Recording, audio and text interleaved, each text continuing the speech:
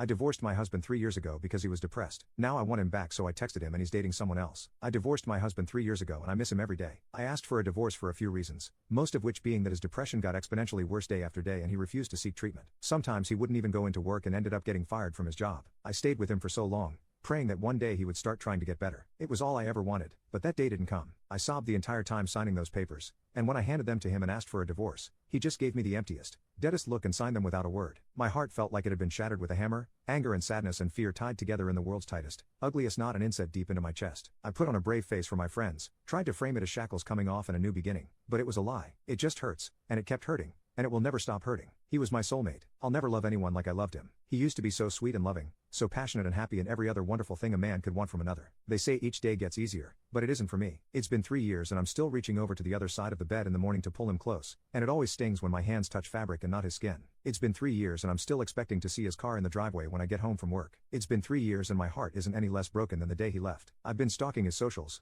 I'll admit. He's been getting back to the gym, started meds, and I see him smiling so genuinely in these photos. He looks so incredible. Maybe if I had just waited, he would have changed his mind and went to a doctor like he is now? Or was it me that held him down? Was I making it worse? I hope not. I want to go over to his place and just fall into his arms and beg him to take me back. Maybe he's wishing the same thing about me. If there's even a chance I could have my man back, I feel like I should try. I'll never know otherwise. Update. A few days ago, I called my ex-husband. I called him later in the evening. It was the first time we'd spoken since a bit of trouble he'd had while he was still drinking 2 years ago. He picked up on the second ring. Our conversation was a little stilted at first, as to be expected, but he said he was really glad to hear from me. We ended up meeting up for coffee yesterday as so many of you suggested. I'll admit it was kind of hard to see him, but in a good way. He looked so much better than the last time I had seen him, but he looked exactly like the man I married. He had lost a ton of weight. He gained like 75-ish pounds during his struggle with depression. And no, I didn't leave him because of his weight gain. He looked way healthier and very put together. I'll just say it, he looked incredibly hot. What made it hard was that I couldn't kiss him hello like I used to. But God, the way his eyes lit up when he saw me, I barely needed to. We got our coffee and sat, and he updated me a little on his life in the last 3 years. What really turned his life around was in part the divorce but more so a DUI.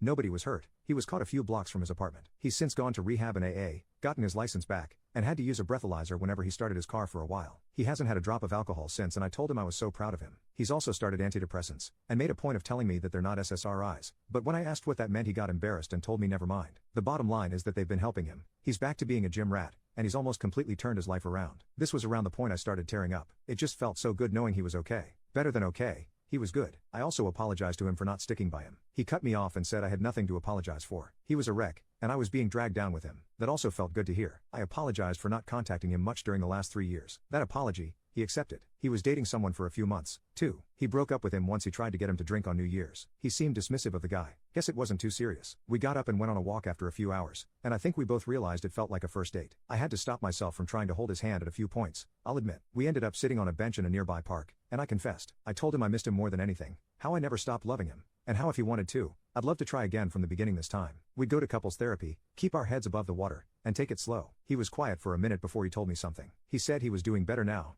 but there may be a time where he sunk low again. Depression isn't easily cured, and he was far from cured. He still had bad days, but he said there would be one difference. He promised he would never stop trying to improve. He was never going to give up like he did before, and refused to neglect me like he used to. If I was willing to accept that truth, he was willing to try again. I agreed, and he kissed my forehead and hugged me. You know when it's the first warm day of spring after a cold, harsh winter, and the soft breeze and basking sun hit your skin at the same time? It felt something like that, to the 1000th degree. After a while he walked me back to my car and squeezed my hand goodbye, and the second I got inside I started sobbing like a baby. Happy tears, though. I'm currently sitting in bed, kicking my feet like a teenage girl, texting him back and forth to schedule an actual date. He said he'd plan everything, and try his best to make up for the birthdays and anniversaries he missed. He said it would knock my socks off. What a dork. I love being in love.